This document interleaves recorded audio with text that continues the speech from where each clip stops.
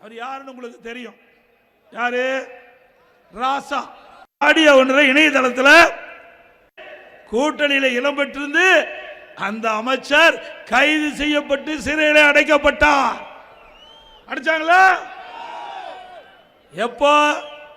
கூட்டணியில் திமுக இருக்கும் போது அவர்கள் மீது குற்றம் சுமத்தப்பட்டு யார் ஜெயிலிலே இருந்தவர்கள் நம்மை பற்றி பேசுவதற்கு தகுதி இருக்குதா? இன்றைய தினம் அந்த ஜெயிலில் இருந்தவர் இப்போ ஒரு ஆடியோ ஒன்றை இணையதளத்தில் வைரலாகி வருது. நீங்க எல்லாம் கேட்டிருப்பீங்க. அவர் அந்த ஆடியோவில் பேசின கருத்தை வெளிப்படுத்துறேன். அவர் யாருன்னு உங்களுக்கு தெரியும். யாரு? ராசா.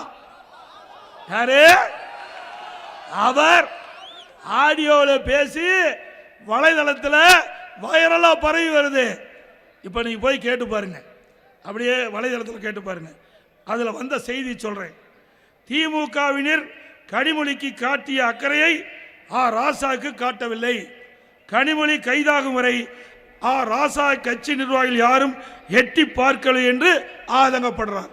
அதில் சொல்றார், சமூக நீதி பேசும் திமுகவில் சாதிய பாகுபாடு இருப்பதை அப்பட்டமாக ஒத்துக்கொள்கிறார்.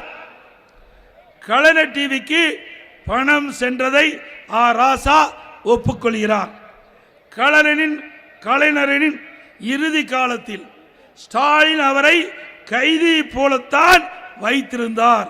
ஸ்டாலின் கட்சியை கைப்பற்றி விட்டார் என்கிறார் ராசா. எவ்வளவு மோசம்! யார் சொன்னது? திமுகவில் இருக்கின்ற எம்பி சொல்றாரு, முன்னாள் மத்திய அமைச்சர் சொல்றாரு. யாரு? திரு ஸ்டாலின் அவருடைய அப்பா கலைஞரை இறுதி காலத்தில் கைதி போல வைத்திருந்தார் என்று திரு ராசா அவர் இணையதளத்தில் வந்த செய்தி. கலைஞரின் இறுதி காலத்தில் ஸ்டாலினுக்கும் கனிமொழிக்கும் பிரச்சனை ஏற்பட்டது. அதன் காரணமாகவே இப்போது கனிமொழிக்கு சட்டமன்றத்தில் போட்டியிட வாய்ப்பு கிடைக்கவில்லை என்று அந்த செய்தியில் சொல்றார். ஸ்டாலினுக்கு தான் பெரிய பிரெயின் என்ன மூளை இருக்கிறதா? டெல்லிக்கு போனால் இங்கிலீஷில் கிழித்து விடுவாரா? அவர் தன்னை பெரிய ஆள் என்று நினைத்துக் கொண்டிருக்கிறார். அவர் கனிமொழியை ஒரு நாளும் நம்ப மாட்டார். இது ராசா சொல்றார்.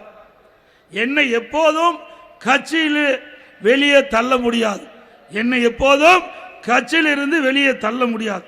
என் செல்வாக்கு, என் கம்யூனிட்டி, என் அறிவு என்று எதையும் வெளியே தள்ள முடியாது என்று ராசா சமூக வலைதளத்தில் பரவலாக வைரலாக பரவி வருகிறது. அப்ப இன்றைய முதலமைச்சர் திரு ஸ்டாலின் அவர் அப்பாவை எப்படி வச்சிருந்தாரு? கைதி போல வச்சிருந்தாரு. சொந்த அப்பாவே அப்படி வச்சிருக்கிறவரு நாட்டு மக்களை என்ன பாடுபடுத்துவார்? சிந்திச்சு பாருங்க.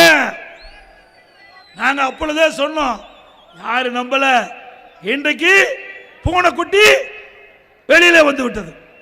உண்மை செய்தி வெளியில வந்து விட்டது திரு ராசா மூலமா.